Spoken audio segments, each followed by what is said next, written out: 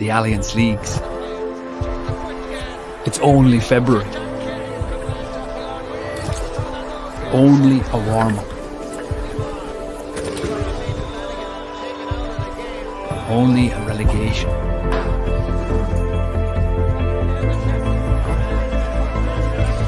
Only a bit of fun.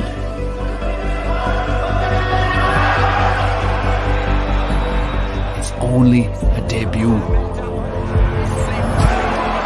Only hundreds of competitive matches and thousands of players giving it their all. Only an unstoppable passion for GA across the whole nation. It's only 30 years of Allianz supporting the leagues, and we're not done yet. Only the leagues. Only the Allianz Leagues.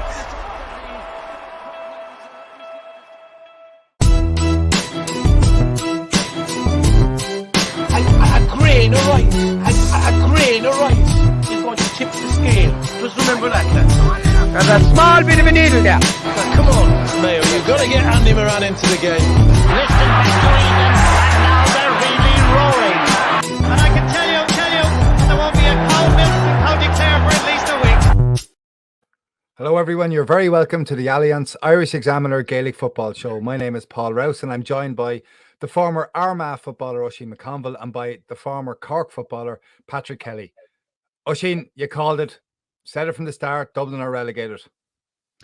Yeah, well, if you look through your notes, Paul, you'll find that I don't think any of us were tipping up the Dubs to get relegated. But yeah, I suppose it was a game that had everything, maybe bar a scrap, but it was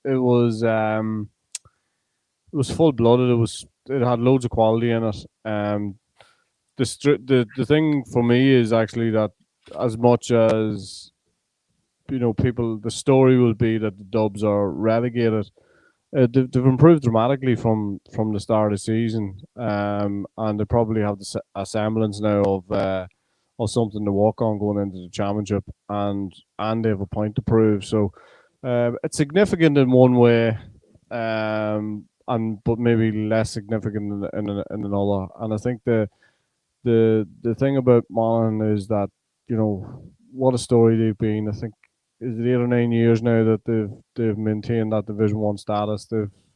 They've found a home at position 6 for some time now, but the way they won the game, I mean, they looked comfortable at times, and then looked as if they were just clawing and hanging on, at the end. But for Dublin to come back into the game the way they did, and for Monaghan to go and kick the score to win it again, like it had all the hallmarks of we've seen this before. It's just the Dubs are the victims on this occasion. It is one thing to say that they are a lot better than they were at the beginning of the league, but they were really poor at the beginning of the league. What we can say with certainty, though, is that they are nowhere near the team that won 6 in a row. I tell you what they're not anymore. I don't think they scare people anymore. I don't think teams are going in against the Dubs thinking there's no way we can get at them. And maybe people always thought there was a way that we could get at them. But I just don't think they punish you as much anymore either. I'm actually really impressed with what they've done probably between the two Ds since, the start of the league, since they were losing games. And they started to sort it out. Okay, they were still beat against Kildare. They started to sort it out then. And they've continued to improve that. But they're just not as decisive up front as they once were.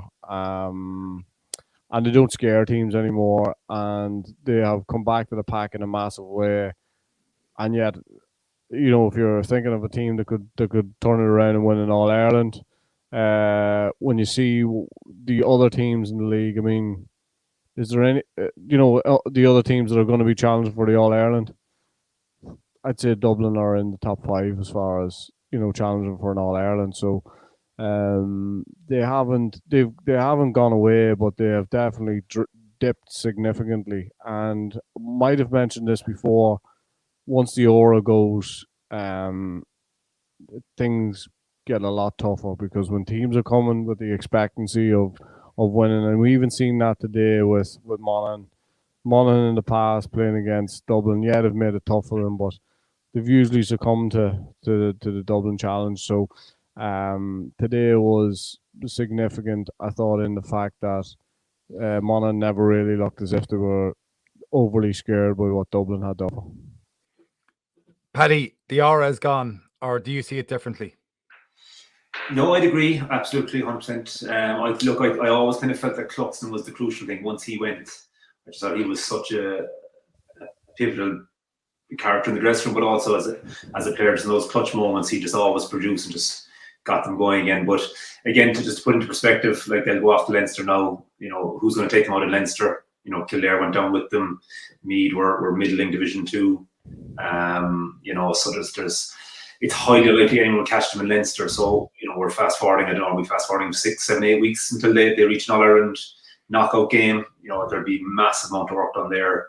As Oisín mentioned, they've improved hugely from the opening couple of rounds when they were in disarray. So, while it's great to be excited about it, and I agree with Oisín, they've slipped. I still don't think I'd put them outside the top 2. Just with the experience they have and the ability they have. But again, who's your top 2? So I'd say Kerry and Dublin. I know, not getting carried away with the league, with Kerry and all that, but top 4 for me: Tyrone, Mayo, Kerry, Dublin. I think they're ahead of everyone else. I think you put in the next bracket then. I think Galway coming up from Division 2. I think Armagh, Donegal, Monaghan. I think you could throw your hat on those teams. They're probably capable of beating any one of the top 4, but whether they can go and beat 2 of the top 4 to win All Ireland, to me, looks a stretch at the moment. But still, it's brilliant. We're talking about 4 serious contenders and probably another bracket of 4 who could take any of the other top 4 out. So I just think it's a very exciting. Looking at the top 8, 10 teams, I think it's the most exciting it's been in a long, long time. I won't get too excited about the Dubs' demise just yet. It'll be nice to see them back in Cork's division next year, albeit not the top division, but still, what a day of GA. It was right from the off. Once Monaghan went ahead, it was, you were constantly checking and seeing what else was going on. It was just a feast of football. If you look at the teams who are going to be in Division 1 next year: Kerry, Mayo, Armagh, Donegal, Tyrone, Monaghan, Roscommon and Galway.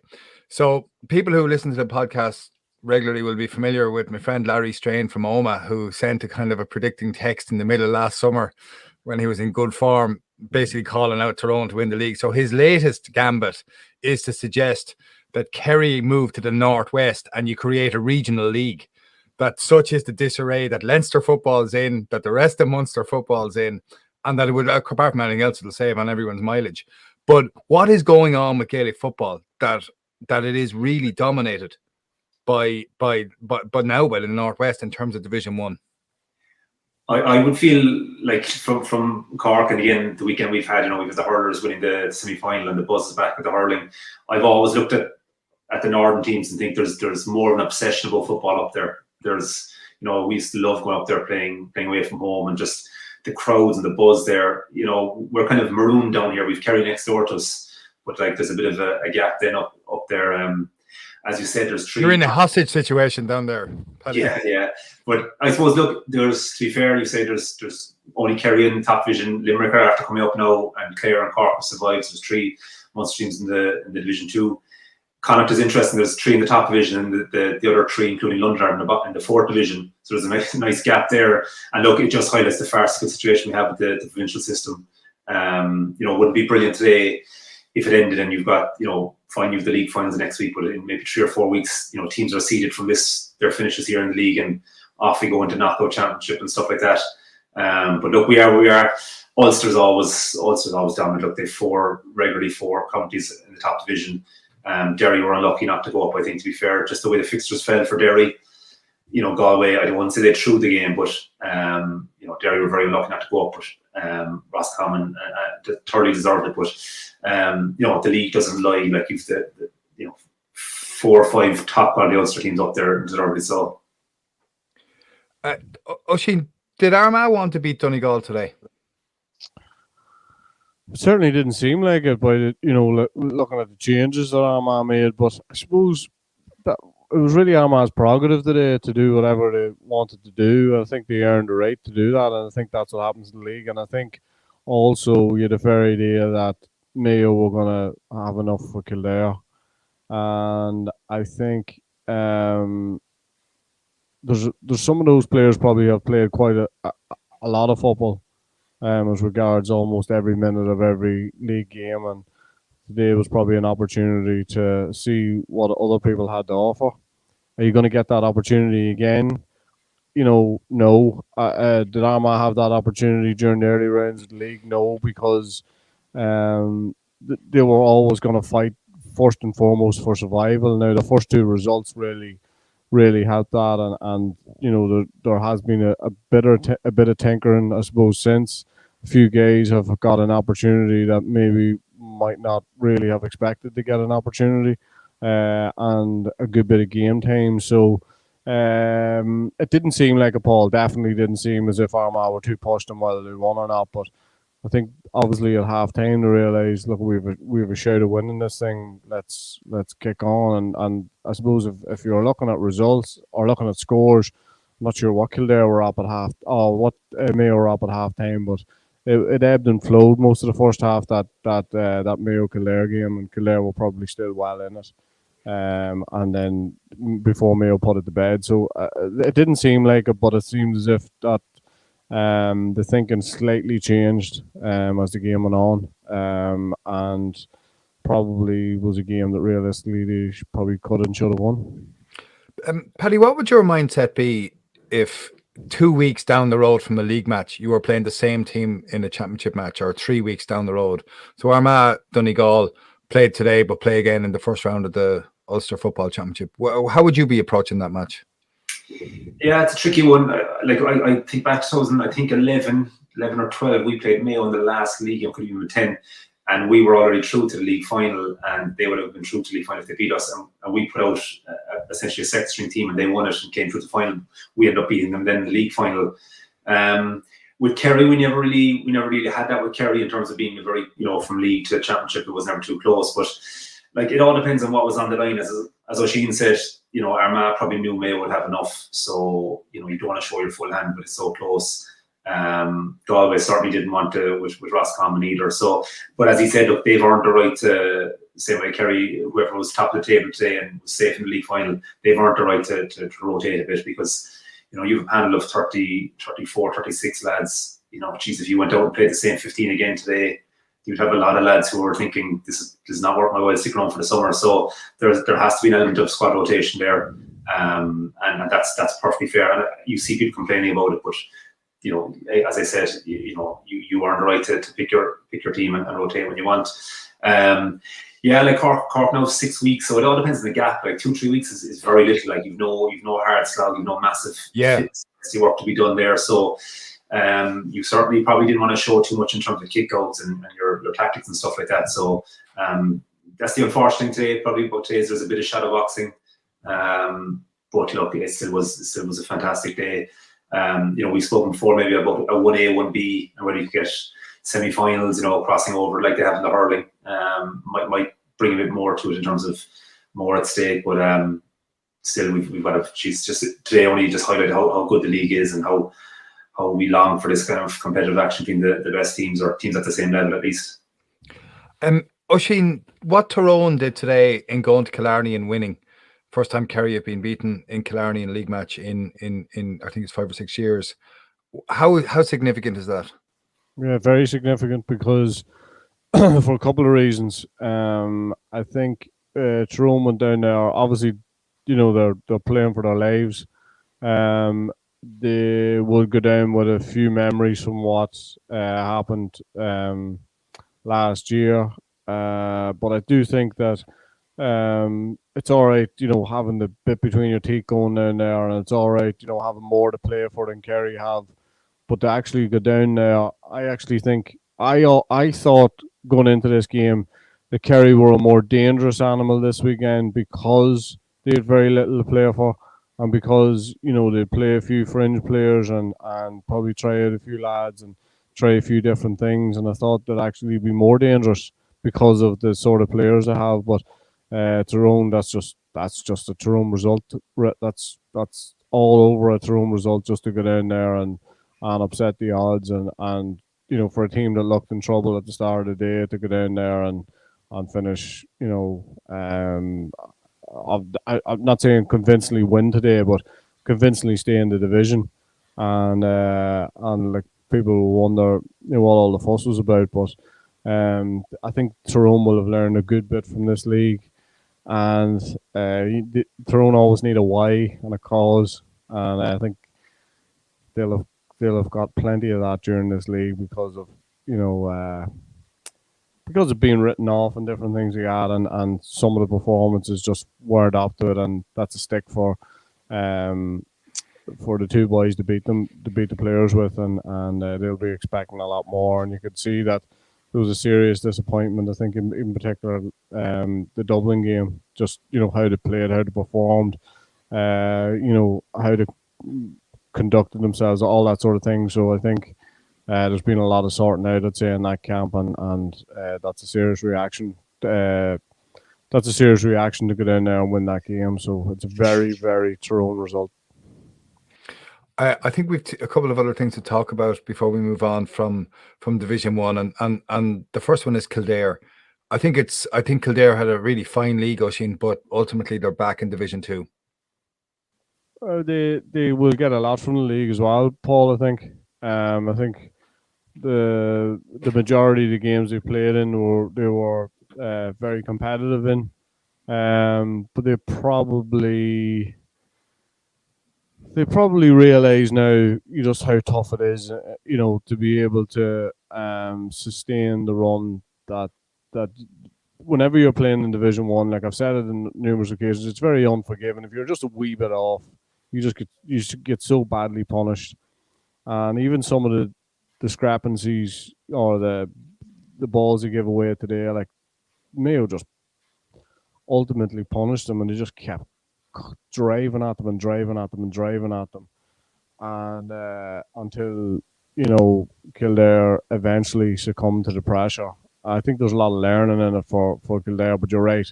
I think it's a big blow, going back to Division 2. I think they built up serious momentum at different times during the league.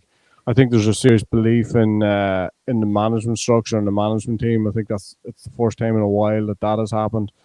But yeah, ultimately they found themselves in Division 2, and I don't think that's going to help them as far as their progression goes. But that's not it turns out that's not that bad a league now next year.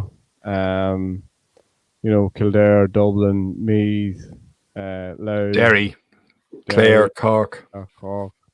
So they'll do well to get back out of there as well. That's the other thing. But I think as far as progression goes, it's not ideal for them. Not ideal at all. And the final thing on Division 1, if you're Kerry and Mayo, you're going after the final next weekend, Paddy. And how significant is it to win that final? Oh, absolutely going after. Yeah, I think for both teams it's huge, because again, like for Kerry in particular, a Munster title for Kerry, I don't know how many they're going for a row now, 2012. They were beaten 2 years ago with the late goal. Yeah, well, I mean, it's very little value to them anymore. It's all about the All-Ireland, but the league is the next biggest thing, and another opportunity to play up in Croke Park, to play a huge game, because again, it's been mentioned that they have fallen short in the last 3-4 years in big games, and I do think you put on a league final as another huge game against one of the real All-Ireland contenders. So Jack O'Connor back in, I think he'd love just to bring that bit of aura, that bit of confidence to the group. You know, they this weekend would have been a down weekend in terms of stress, in terms of, you know, the intensity of preparation for a match, but they'll ramp it right back up, because again, it suits perfectly for them to get to league final. Out of all the teams, they've a 6-week gap to Cork. That will bridge that very, very nicely for them. You know, with the split season again, there's no one back to the club for the one-off game, so they'll have full access to those players for the next 6 weeks.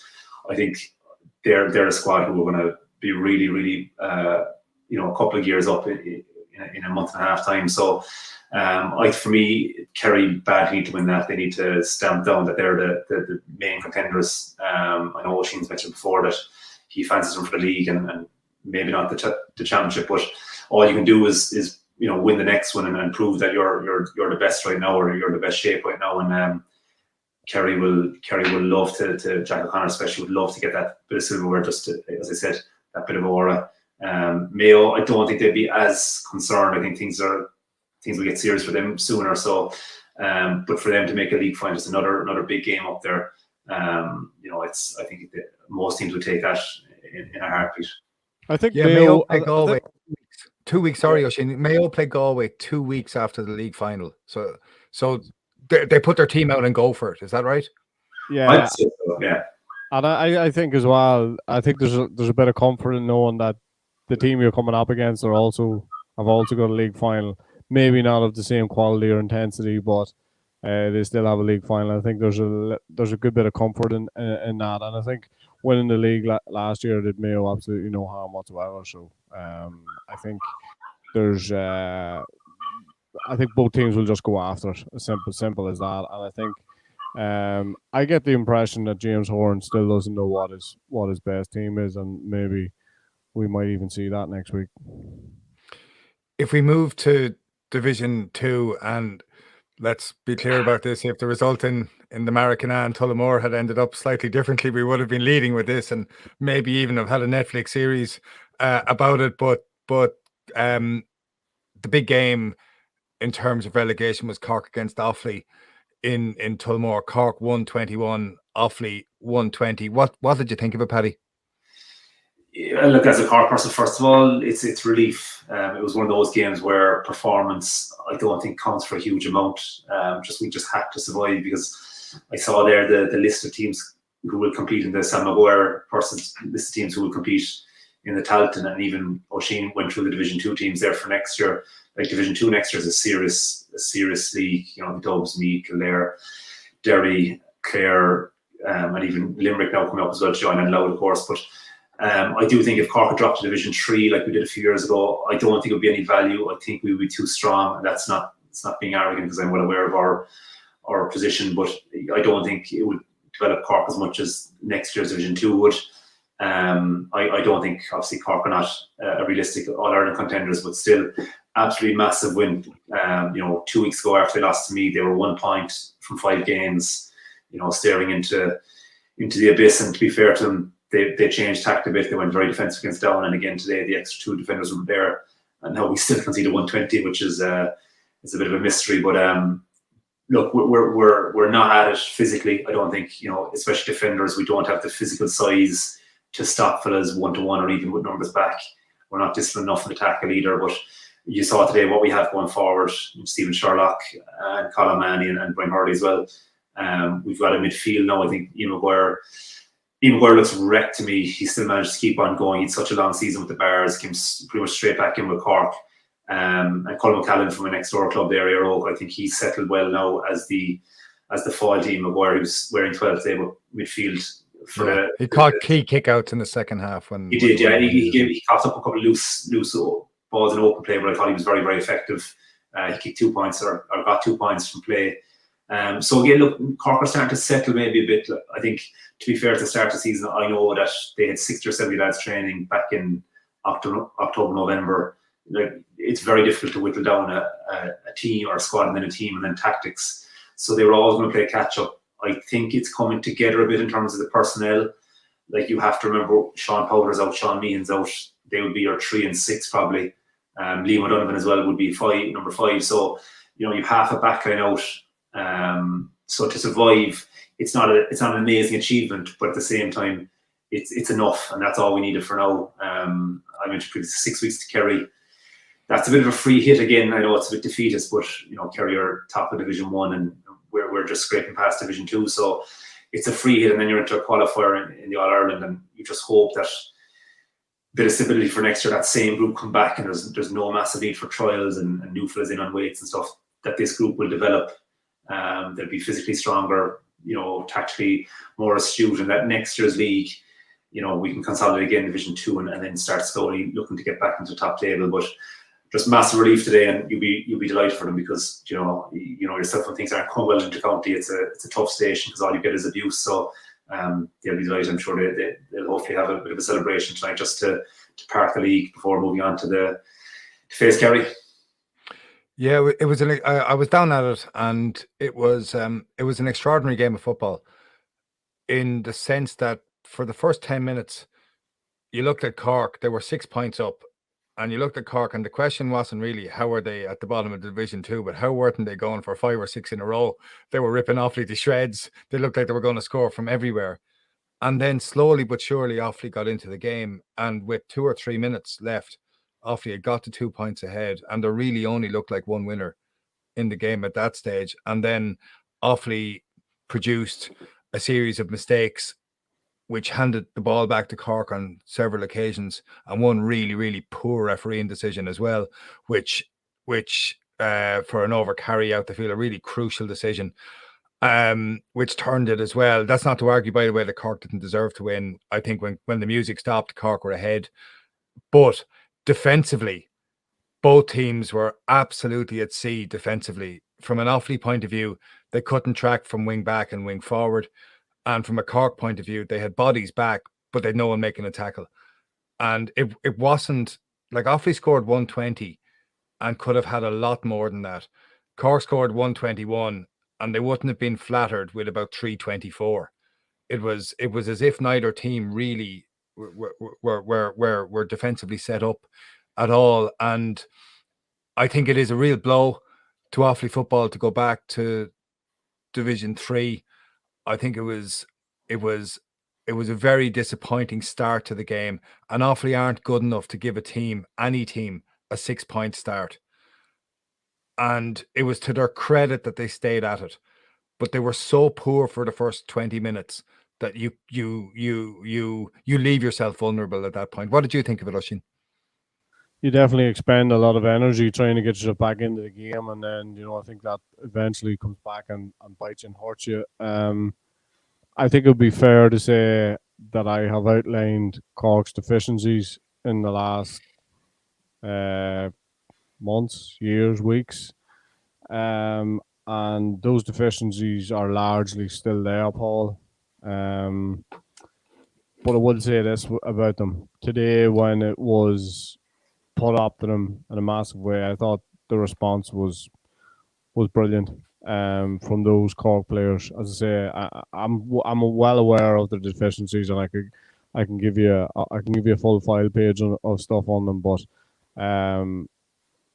they definitely, when it was put up to them today, when it would have been very easy to down tools, they fought for absolutely everything. And I suppose when you're thinking about teams and the issues they have and the problems they have and how they are defensively and how they are in transition and tracking runners and how efficient they are up front and all those things, at the same time, like, the mark of the man is how to respond when the back's to the wall. And I thought it was incredible from both teams. As I say, like, lots of things that could have went in a different way. I thought Offaly shooting at times was poor. Decision making up front was poor. But I have to say, hats off to Cork to come back from where they were. As I say, given what has gone on in Cork, given the recent history, it would have been very, very simple to down tools, but they didn't, and I have to give them a huge amount of credit for that, because I don't think I've given them that much credit in the last number of years. And a special mention for Niall McNamee, who was on a different planet to everybody else in the pitch, to be honest.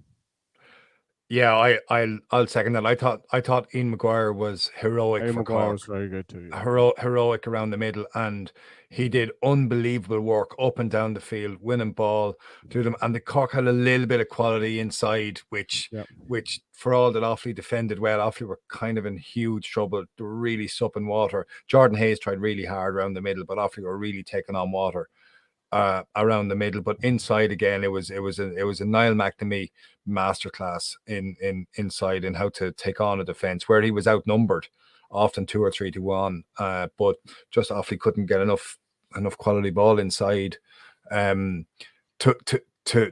win the game. Actually, a really interesting thing about Paddy, there was a really small crowd at the match. There was a slightly better crowd from Offaly than there were there last week, and there was a big crowd in the terrace, and there was a whole lot of kids up from Cork who were up playing football matches earlier who were great fun. They seemed to enjoy the game, but I think there were 16,000 at the hurling on Saturday night, large crowd from Cork there, and Cork football supporters didn't really travel. No, never tend to. We hardly travel to Páirc Uí Chaoimh or Páirc Uí Rinn, let alone up the country. So look, it's a bit of it's down to geography in Cork. You know, the heart of football will be West Cork and kind of Duhallow direction. So like they have a fair bit of travel to even get to our home games. No, I know that's the same probably for any of the bigger counties like Donegal or Mayo or whatever. But yeah, look, I recall back in 2011, just after winning Ireland, and our first home league game was against Monaghan. We played Kerry and Dublin away, and the crowd was pitiful. And look, while you put it down as a player, you play it down. You say it doesn't have a huge impact. Just the energy that a crowd gives you. I appreciate it can go the other way too when things are not going for you. But just that bit of a buzz and that cheering of scores and stuff. I was at the down game last week, and again it was so quiet. Like Cork, you hear every call, every instruction from the keeper or whatever. So there's a small band of followers who always go to Cork games. It's gotten a lot smaller. It's family and a handful of others, I think, probably go to those away league games. But it's far less than the players deserve. But at the same time, look, there's huge commitments. Otherwise, I would have a big issue. Last week we played down at home at 1 o'clock, and there was 3 or 4 league games played around the city, you know, at 12 o'clock and clashing with the football. I just feel like as a county, if you're playing at home at all, you know, you should have your club league games well clear of that fixture. You know, play the game in the city 2 hours beforehand, as we have to rock up to Páirc Uí Chaoimh or Páirc Uí Rinn. But you know, we need all the support we can get, and if there's young lads who play senior football or adult club football, they're mad keen to support Cork, so they'd come if they were there. So it's a few small things like that. We don't do ourselves any favour. I'd love to get a league game back down west. You know, Clonakilty have a fantastic facility, but I don't think the logistics would work for us. But yeah, look, we're always living the shadows as Cork footballers. The hurlers, the buzz is back there. The crowd is huge. They got a massive crowd there against Waterford in the league final now as well, and fair play to them. But look, you're always a bit envious as a footballer. But I'd like to say, you know, get the results and the crowds will follow, but that's been proven not to be the case either. So look, you make do again. All that matters is the cliche about what's inside the group, and that back from team. That's the reality of it. Look, the crowds will come to big games, but you know what you're in for. And look, when you play teams like Offaly from predominantly hurling counties, and that's no disrespect to football fraternity up there, but you know, two sides like that meeting is going to be a very small crowd, unfortunately. I think, by the way, the celebrations of the Cork crowd who were there on the field afterwards and the players just showed how important it was for them. And I think it should be said, for that group of Cork players, they have shipped a fair lot of abuse and criticism, and it says a bit about them that they stayed at it. I do agree with what Oisín said there. And one of the teams they will play in Division 2 next year, Paddy, is Limerick. What's happening in Limerick football? Yeah, incredible stuff. Like I thought last week down were the worst senior county team I've seen play Cork in the flesh since Limerick 2019. I think we hammered Limerick and Páirc Uí Rinn, and to see the change that's come, Billy Lee, to be fair, stuck it out, and the tide has turned massively to you know, gain promotion up to Division 3 and then consolidate and push on again. Is brilliant, because like the Limerick side I faced in the noughties were outstanding. Like they were so unlucky not to turn ourselves or carry over and win a Munster. Yeah, noughties. But look, they kind of sank a fair, but they're coming back again. And again, it's great. We've got Limerick, Clare, Cork all operating in Division 2. That turnaround from Limerick is phenomenal. Because who's the best Limerick footballer you played against from that era? Oh, tough one. I go to Mark Stephen Lavin a bit from half back, like just fast, tenacious. Obviously, Galvin and stuff was probably standout. Johnny McCarthy was an unbelievably tough defender.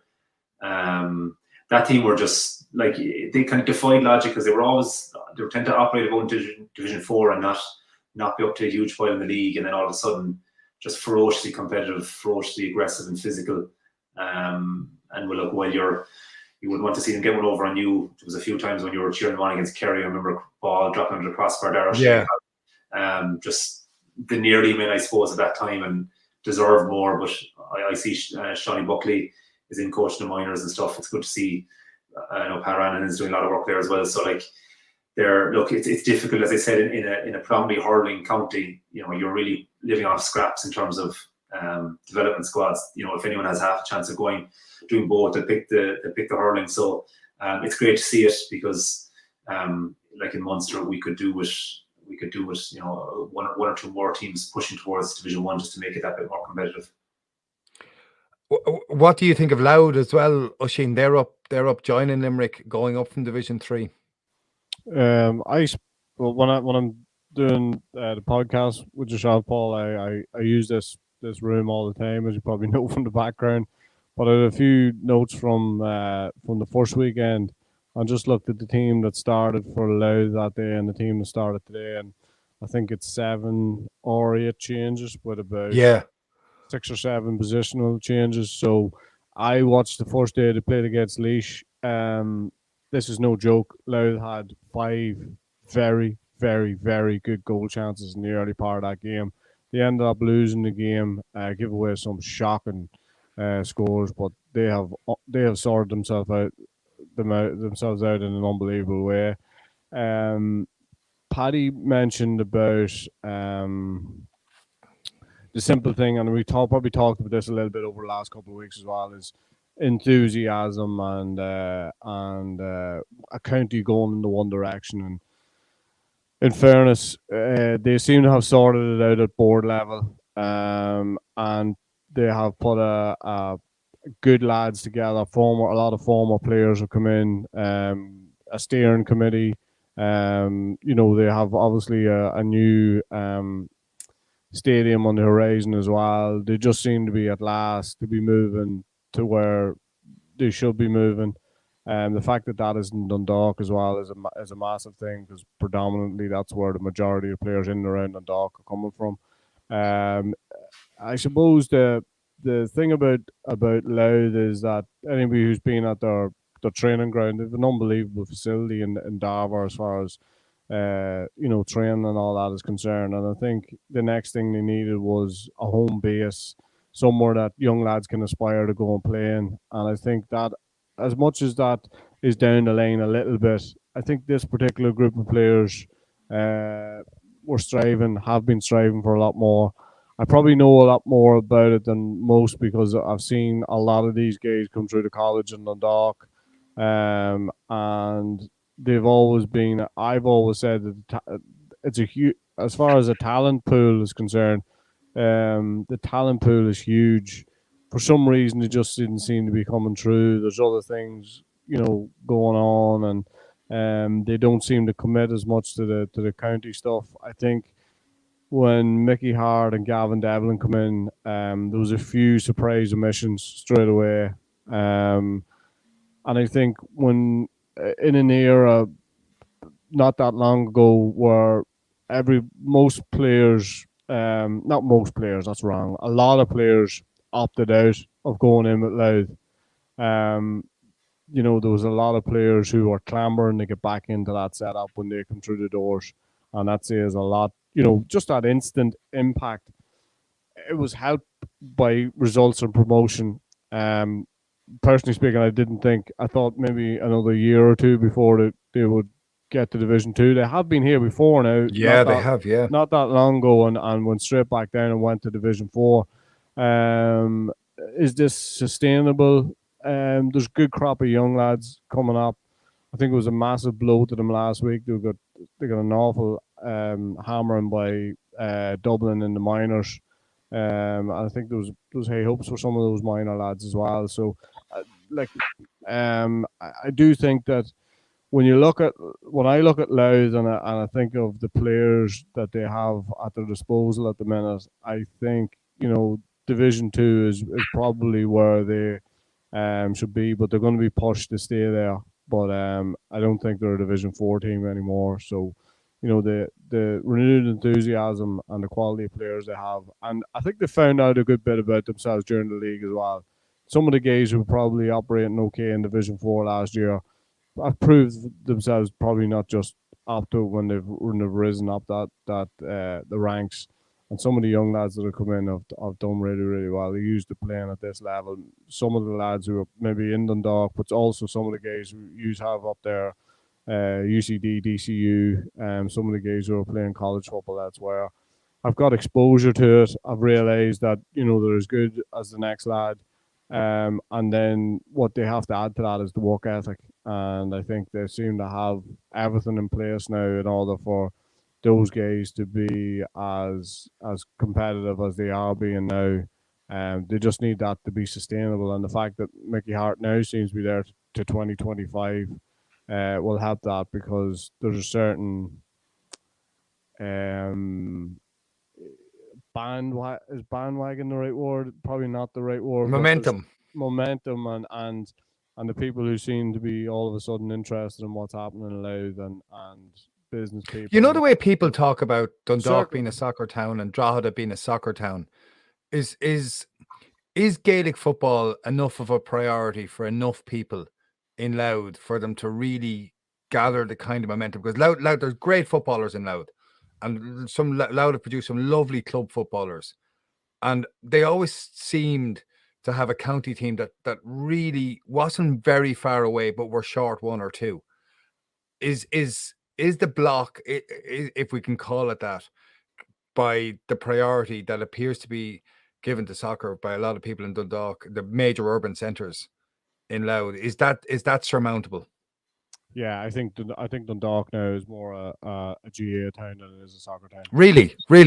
Yeah, I think it definitely is. I think there's a huge focus on what's happening in Dundalk, and I think, as much as I have said, that it's great that this new stadium is in Dundalk and not Drogheda. I think that will help, but there's a lot of guys in that team. Obviously, Sam Roy doesn't live that far from Drogheda, and a few other lads who are obviously at the top of the tree as far as that Louth team are concerned. But I would say that Dundalk now has been taken over by GA in a huge way, and there's a lot of work going on at the development level and schools level that have managed to do that.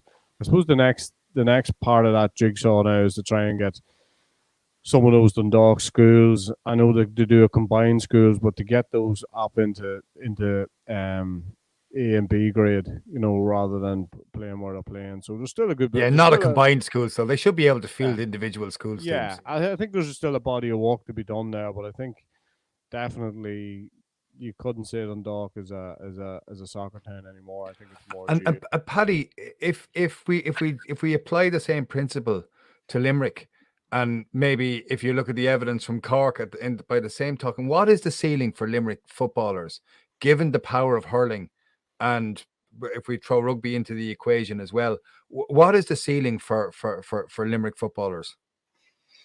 Look, in the current format, them playing in Division 2 is a huge achievement. Them staying in Division 2 would be unbelievable. When you list out those names, I mean, who are you going to say who would be favourites for relegation next year? It'll be Limerick and Louth maybe. Throw maybe Cork and Kerry would probably be in that conversation. So like for them to be relegated, again, similar to Kildare from Division 1, it's not necessarily a failure to be relegated. Sometimes that's just your level. You're punching above your weight, or you're at the bottom. Like you could throw a hat over Kildare and Monaghan and Galway, Roscommon. There's very little there year on year. The yo-yo teams. Limerick to stay up in Division 2 would be an unbelievable achievement. I think let's not forget Kerry, either they've stayed up again comfortably this year. Yeah. Like there was no danger today, given the goal difference that a draw today would have meant all teams on 4, but that was never going to happen. So again, like for them to be a predominantly hurling county, albeit back west, there's massive football territory there. But look, it's one of these things that I don't think people, so maybe Oisín, like the likes of Armagh, teams like that, where it's predominantly football, you don't appreciate the difficulties you have when you're in a hurling county. It's just the numbers. Even if you look at the Cork teams there that won All Ireland and stuff, like Jack Callahan with the 20s, he's not playing football with the under 20s this year. He's concentrating on hurling. Like if you go back to the 2016-17, our captain in the All Ireland final against Mayo, Sean O'Donoghue, cornerback for the hurlers. No, you lose these players, and you think, you've established teams coming through, but it's the top 2 or 3 lads you want, and when they drift the other way, similarly, like 10, 15 years ago, like we got Aidan Walsh, we got Kieran Sheehan, Colm O'Neill. These lads could easily have gone hurling, but they came our way maybe because of the way the tide was going. That's so important. That battle is always there. Like the day of the dual player, probably at minor level, is almost gone. You know, you're almost asking yourself to declare that soon, because you probably don't want to waste the resources of coaching into a fella who might up sticks and go hurling instead 3 years later. So it is very, very difficult. Like the Limerick to get up to Division 2 was a massive achievement. I thought today, all the pressure on them at home to Fermanagh, and they backed it up and won it looking like they were always ahead and always kept them at arm's length. And it's as I said, look, as a Munster man, to see Clare, Cork and Limerick there next year, obviously Clare top table, Tip getting promoted as well. You know, it's only Waterford now down in Division 4, so that's probably as good as it's ever been for Munster football in terms of seedings. I think I look at the Armagh situation over the last probably since Geezer's been there 7 or 8 years. We yo-yo between Division 2 and 3, and then we got to Division 2 and we were sustainable in Division 2, and then we were able to get into Division 1. And I think it's important for just like Paddy said, for a team like Limerick, sustainability, just staying in that division, just doing exactly what Clare have done. And there's a possible argument that after a number of years, 2, 3, 4 years in Division 2, that there might be a prospect of Limerick kicking on even further. But it's essential that you're able to sustain yourself in Division 2 and then look to push. I was looking at the record of Kieran McGeeney there. This first 4 years with Armagh, promoted from Division 3 the first year, relegated from Division 2 the second year, didn't get promoted out of Division 3 the third year, but went up the fourth year, and then things took off from there. Established in Division 2 and now established in Division 1, comfortable there, and looking forward to another year there. And I think it's to avoid just a panic reaction to something going wrong. But if you look at the bottom of Division 3, Longford managed to survive again in the last game. They've done an unbelievable job. Longford, very small county, limited resources, stayed at it. But Laois, celebrating the O'Byrne Cup win against Dublin just a couple of months ago, and now back in Division 4, relegated with Wicklow. Whereas conversely, Cavan and Tipperary, as you predicted, Oisín, up from Division 4, and like it should really not have been in Division 4 in the first place. No, but the Laois one is a bit of an outlier. I think, going back into Division 4, I probably don't know enough about it, but Laois football in Division 4. Laois have too many good footballers to be in Division 4. I think so. Too many good clubs as well. Too many good competitive clubs, even at provincial club level. Who did I see? You saw Port Arlington earlier in the year in the Leinster final. Earlier in the year as well. I thought they were. I thought they were really good. And then obviously you have Port Laois, and there's a number of clubs over the last couple of years who've done well. So I don't know exactly why Laois are where they're at football wise, but when I seen them early in the year, I thought they would have a seriously good chance of coming out of Division 3, not going the other way. I definitely didn't think they'd go the other way. As far as Cavan and Tipperary are concerned, they did what they had to do. Cavan can go again. Cavan can get promoted again next year. They won that of those sort of teams, and probably somewhere in around Division 2 is probably sort of par for where they are. And Tipperary are probably a Division 3 team. So the thing about the league, when you're talking about panic, the thing about the league is that we had a serious reaction to some of the things that were happening early on in the league, but they usually level themselves out. And I think where everybody has ended up more or less is where they deserve to be. And not just as that happened on a basis, I went back and looked at the current format, the first real year after things settled down of that format. If you look at the 8 teams who are in Division 4 for next year, 6 of them were in Division 4 when this current format of the league really got bedded in 2008, 2009. And that tells a story too. It's teams who are stuck in that area, and only really Clare have escaped from that Division 3, Division 4 area, or being stuck in Division 4. And there must be something wrong with that, Paddy. There must be some reason why that's happening.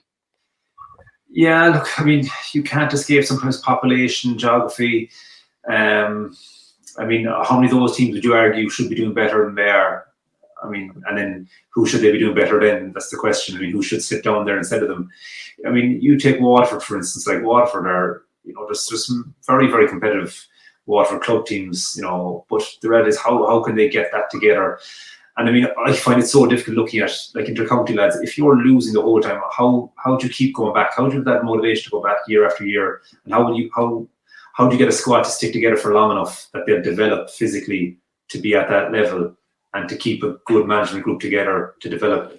It's just so difficult. It's hard enough to do it when you're, if you're Cork and you're dropping slightly up and down a little bit, but to be at the base in Division 4 and to get any buy-in from a group over 3-4 years, which would be required to develop and to first of all to physically get at that level. I just think sometimes we take it for granted that it's doable. It's a hard slog there. Like there's no magic formula as to why they're down there. Like turnover of players, lads, is huge. Then your turnover of managers as well is another thing. There's no real continuity. Everybody that comes into those Division 4 teams, they're all looking instant success because they know if the success isn't instant, it'll be moved along. If you're going to make it sustainable, you have to, there has to be a process where you feel as if in 5 years something could be sustainable. Like, there's nothing to say that some of those teams that are down there, not them all, but some of those teams can't get out of Division 4 and get into Division 3, but what's inevitably going to happen? They're going to go back down into Division 4. Manager might get another year. All of a sudden, he's gone. Who's implementing the ideas? Who's implementing the ideas? That this can be sustainable and long term. And look, the GA is a funny place anyway because if you're a manager and you win, you're brilliant. If you lose, you're a gobshite. There's no real area in between. So. I think that continuity and not blinking every time you lose or there's a poor result, and I think giving somebody a chance to build something, but also like if you're bringing in a manager from outside, if you're bringing in somebody and they're getting a few pound and maybe they're raising the profile of the county footballers and stuff, there still has to be somebody who's in the background or a team of people who are in the background, making sure that the momentum is sustainable and that the S&C is proper and the players are getting looked after in the way they should, and they're not going around begging for pitches every week, and all of those simple little things that a lot of the top counties take for granted need to be implemented down below. And if you can implement them, and yeah, I just sometimes like a Mickey Hart, for example, going into Louth, that's done absolutely no harm because what it's done is it's raised the profile. So the key to that is when you're raising the profile is to have all the little walkers, all the little beavering in behind, making the most of what's happening, making sure that whoever comes walking through the door the next time, that the things are in place and there's certain things that are there for that manager when he comes in, that he's not going, listen, guys, I'm taking in a full new team, new backroom staff, there's certain things that are that should be in place for all county teams, and that's not the case with some of the teams down below. There's somebody coming in, and Paddy says, like, the turnover of players and lads who are on a weights program, or and all of a sudden there's a new crew of lads and they're on the way, and like I even just noticed, like in Armagh, like that there's 26 players named on the match day panel, but there's another 20 or whatever behind the scenes who are trying to eventually get to that next level. That's only happened in the last number of years, and I think that's why I was talking during the week about, and I know I've mentioned 100 times now on this podcast, but sustainability. If we want to have that sustainability, there needs to be you need to be looking at players who are coming out of 19s and 20s and maybe not just quite ready, but you're introducing them into the setup. You're giving them an opportunity to see what's going on. You're giving them the opportunity to stick around. Have they got that ability to stick around? Have they got the ability to do what is expected of an inter-county player? And by the time they are introduced, they're ready to rock, and that's the way you want it. Can I just follow up on that? Like, I'd always wonder, like, when you break through in an inter-county team, for me, you've a couple of years. If you haven't made it after 2-3 years not starting, I don't know how anyone sticks it. Like inter-county team maybe 20 years ago when there was a bit of crack and there was sessions after on buses and this and that, the other, kept going, and there was, a balance. You go back and play with your club. Nowadays it's so intense, and like if you're there 3-4 years and you're not starting regularly, the will to keep going, I find it amazing. Some fellas how they keep doing it, especially in the teams that aren't very successful. And that's why Dublin, they kept on to like McManaman, Darren Macaulay, all these lads, because they were close to All Irelands every year. They were within touching distance. They were happy to play the impact sub role, but like you see the age profile of players nowadays, like it's so young. Like especially the squad members. If any fella who doesn't get his game, if he's hit his mid-20s, most fellas are saying, this isn't worth it. There's no social life involved. Don't get me wrong. Look, I'm not saying it's a huge commitment and it's more than any other sport or whatever else. But I just think that at the lower divisions, you're not getting success. You're getting no limelight. There's no buzz about your games. No crowds. If you're not starting after a couple of years, you've got out of you're not in college anymore. You're working. To commit to the county setup, I think, is just so difficult for managers to ask that of players anymore. It's not just a not winning. Isn't that right? It's not just a not winning. It's a not playing. If it's an endless cycle of training, weights, diet, training, weights, diet, and you don't actually get on the field. Have you ever been in a setup where there have been players seriously disgruntled at not getting games? Oh yeah, jeez, I put my hand up on that. And that's natural. I think if you don't have that, like you'd question a fella if he's not annoyed that he's not starting at intercounty level. It's one thing at club level. You might have a few lads who are able, but not willing to not go in the extra mile, but happy to still be down there for a social thing. But the intercounty thing is like you talk about. I know Cork lads, like they're doing the video analysis of their league game, video analysis of the oppositions. They've all the diet talk, all the sports psychology stuff, and that's brilliant. I'd lap that up. But if you're not getting the minutes, I don't care what sports psychologist you have, you're not gonna last too long. If you're not, this is not if you're not in your first year or two. I don't know too many fellas hanging around in their mid to late 20s getting a handful of minutes just for the love of the jersey and stuff. I'm not sure does that suffice anymore. And you say yourself, you hold your hand up there. What do you mean by that? Like I would have found my last couple of years, I was so badly injury prone, and that when you get so little game time now, look, I would admit fitness wise I was way off in terms of fitness wise, but it's so difficult when you're training and the tactics are brilliant and stuff and you're buying into tactics, but you're still a sub and maybe an unused sub at times. That's soul destroying. Like whatever about the buzz of things, it's we're all selfish behind it all. That's the way we are. We have an ego and we think we're good enough to start or good enough to come on. I think if you say you're not, then I think I question if you're telling the truth or not, because I've certainly been in dressing rooms where we've won and you haven't got a run or you've only got a small bit and you're delighted you're true, but you're still fairly peeved that you're not getting what you think you're entitled to. And I've seen that with loads of lads through long, and I wouldn't criticise any fella for being that way. And that's why I marvel at Jim Gavin to how he managed to keep that Dublin team afloat while just juggling all those egos and all that talent. But that's human nature. I don't see it as a major issue. Oisín, have you ever sat there when a team has won and you haven't played and just gone, don't really care here? I wouldn't say I didn't care, but my last year, a bit like Paddy, my last year with Armagh, I didn't play a lot of time. I think I played 15 minutes in an Ulster final. I was in Croke Park. We played 2008. We played Wexford in an All Ireland quarter final, and we couldn't score, and I thought definitely. So I run up and down past the manager a couple of times, just making sure that he hadn't completely forgotten that I was on the bus. And one of our midfielders got injured, and they were taking him off, and they put in the second choice fullback in the middle of the field.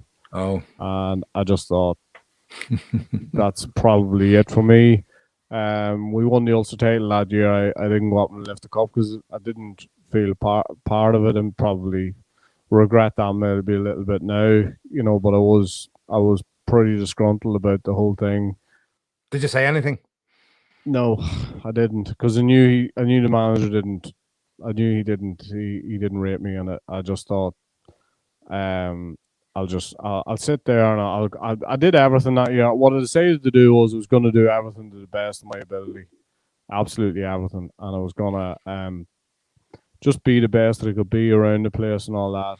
But I had my mind made up that was going to be me. That was my last year. And I sort of had a fair idea that he wasn't going to play me regardless of what happened.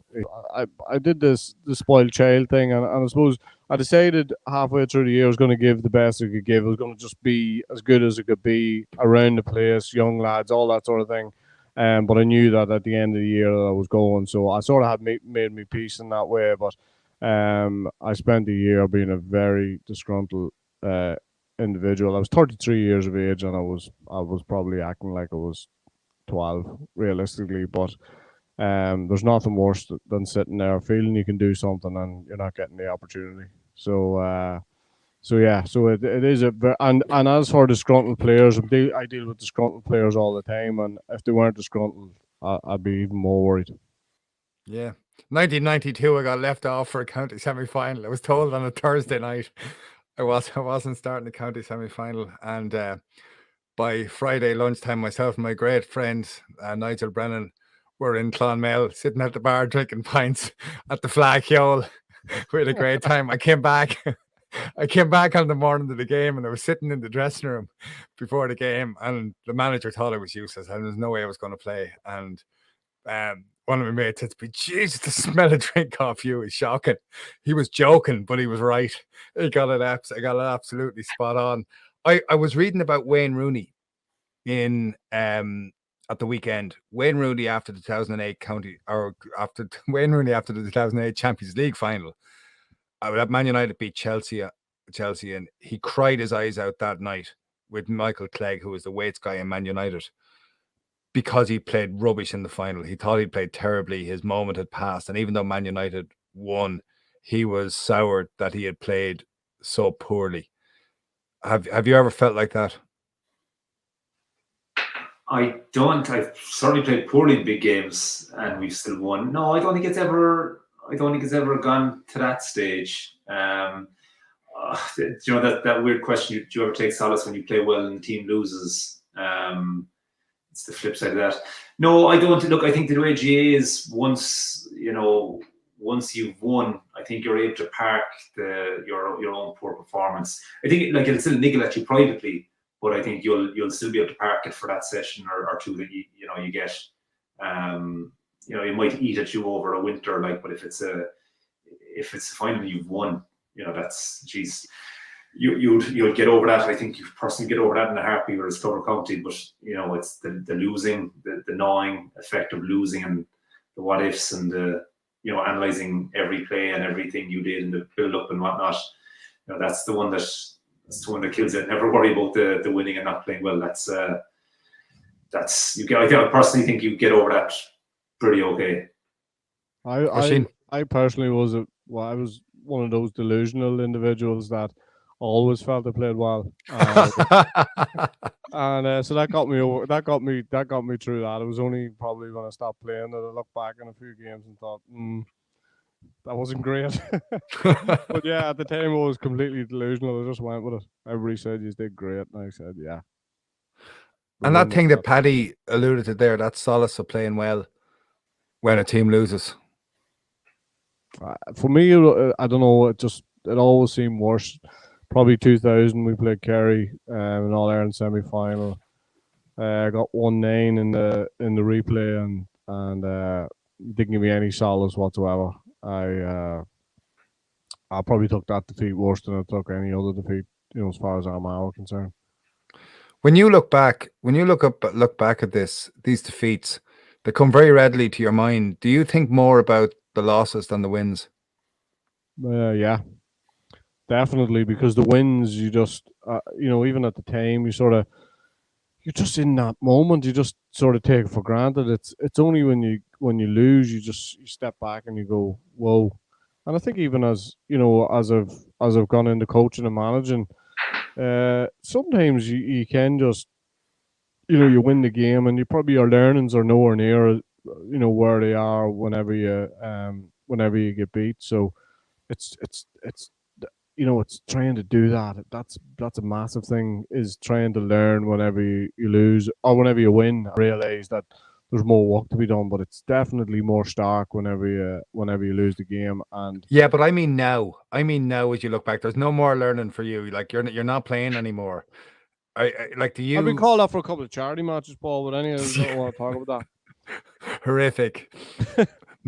Yeah, we lost in 2009 to Kerry in the All Ireland final. That one still absolutely will gall you till the day you die. You had them in the first. I was watching that from the top of the back of the canal end, and you were all over them at the start. Yeah.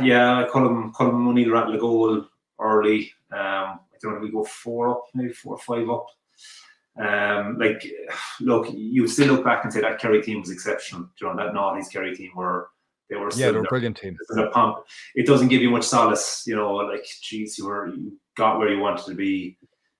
Cork had already lost 2007 to Kerry, so that experience was there already. We were just coming off the back of a huge win against Tyrone in the semi-final, and to play Kerry in All Ireland final, and I can still remember back then the crowd were still out on, and just the whistle blowing and the Kerry crowd coming on. It was just those hours and days and weeks, years after. I don't know, will it ever thaw? Just one of those ones where you wish you could, of all results, you wish you could change. Just beating Kerry in All Ireland final would have been just phenomenal. Why do you think you didn't win that day? Look, the simple thing is we didn't perform well enough. We, do you know what? It's actually one I'd say I don't know if I've ever watched back. It's one where we can have no excuses. Like we had an experienced squad, we had a fit squad. Everyone was in good shape. We played Kerry enough to know what they were going to bring. Kerry just produced, like Tommy Walsh kicked 4 from play, I'd say. Yeah. I remember trying to block him. He kicked one off his left. I thought it was just going to be a swinger and sailed over the bar. And they just performed. They just turned up the heat in the second half, and we just weren't good enough as the forwards. Particularly, we didn't get the scores. I don't know what we ended up with. We ended up with a low enough score. Yeah, I don't know. Like if you go to the psychological stuff, I'm not sure where that comes into it in terms of Cork not beating Kerry in Croker. And then the next year against Down, Down. They weren't a flash in the pan, but they certainly weren't a team who were knocking on the door or stay knocking on the door, and to still only scrape over and see how difficult it was to just get that one by the narrowest of margins. It's just look, you'd thank your lucky stars you got one. You're always, but again, like the 2009 Galls, 2012 against Donegal semi-final. That's another one where we were right at it that year. Really good up there. You'd look and say, geez, should we've got 3 out of that spell. It's really interesting, Paddy, the way you're talking about those games, because you talk about the one you won, how you fell over the line, but you're talking in detail about the ones you lost. Yeah. Look, Oisín said, that's human nature. You always focus on, like, you play a match. It always been the way. Like, you were lucky playing for the county. All your games were recorded on TV. It was always your mistake you look at. It wasn't a couple of good things you did. It was always, how did I drop that, or how did I miss that, or where was in that break? That's just human nature. And that's the competitiveness in you when you're at that level. You're always looking for the small margins, the improvements, and that's one thing I think from having spoken to that since then. I think like we don't realize how big a critic we are of ourselves. You know, the best players, they're still so critical and so they judge themselves so harshly. That's maybe why they get to that level. Like so. It's look, that 9 final, I don't care if it's 10 years or 50 years, it'll be that 9 final is still just always just cut deeper. Do you think about the Tyrone loss, Oisín? I actually think about the 05 Tyrone loss. 03 sort of, I didn't think we were right at it that year. But 05, that was the semi-final. Yeah, that was the best we ever were. That was an amazing game of football. I think that's my favorite ever game of football. It's not mine. No, I tell you the way that worked that year. We played each other 3 times. We played in the Ulster final. The first day, we were better than Croke Park. The games in Croke Park, there were places as good as full. Yeah, I'll tell you what. No, actually, the match we drew, it was probably sort of 50-50. And then the next day, they absolutely pulverized us in the Ulster final, and we won by a point, or was it 1 or 2 points, and we played them completely off the park in the semi-final, and they beat us by a point. Last minute kick from Peter Campbell, last minute free kick. That's the one that galls me most, because as I say, I didn't think anybody could stop us that year. Did you get in your own way at the end with the changes you made? Maybe, yeah. We took Geezer off and put End on as a reaction to them taking on Canavan. And I don't think anybody had gone through the middle of the defence all day for obvious reasons. And that's what they did. Sean Kavanagh actually went soling right through the middle, popped it off, and they got a score. I think they probably got the last 3 scores of the game. But as I say, that was the best we were. We were physical. We were mobile. We were playing unbelievable football. And so that's probably the one that really hurts. You know, Paddy's talking about should they have got 3. That was the one where that was the time we should have got 2. I know we had a couple of different chances and half chances and all that sort of thing, but that was the real. Did you watch the All-Ireland final then that year? No, couldn't do it. And I've been in that situation a couple of times where I just can't do it. I get sick. I would be physically sick. I would vomit, definitely. And I've been in that situation with I've been in that situation, and then actually we were beat in a semi-final of a club All-Ireland, and I was asked to walk in the final, and I went to walk in the final, and I walked through along with my therapist. But we walked through that one together. It was probably a good idea just to go and watch it, but at the time I couldn't. And when I say, like, I know we're laughing, but I would be physically sick watching it. Physically sick. I would vomit watching it, because it just hurts that much whenever you know that you should be there and you should be. There's other games where you've been. Sport is so good for you, really, isn't it? Oh, it's so good. It's so rewarding. That's why we encourage our kids to get involved in sport, for all of the heartache. But yeah, no, honestly, teaches perspective, everything. I mean, it's exactly. It is. It's cruel. It's cruel, but we wouldn't have it any other way, would we? We would not. Thank you to Larry Ryan for running this podcast, to Raf Rocca, to Jack Neville, to Tony Lean, to everyone at Examiner Sport. A huge thanks to Oisín, and especially to Paddy Kelly for joining us today. We'll be back soon. It's only the Allianz Leagues. It's only February. Only a warm-up. Only a relegation.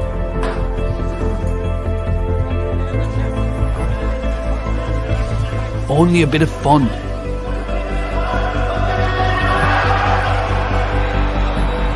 It's only a debut. Only hundreds of competitive matches and thousands of players giving it their all. only an unstoppable passion for GA across the whole nation. It's only 30 years of Allianz supporting the leagues, and we're not done yet. Only the leagues, only the Allianz leagues.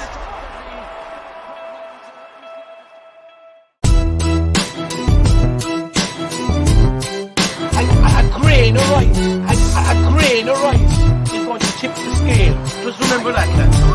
There's a small bit of a needle there. Come on, Mayo, you've got to get Andy Moran into the game.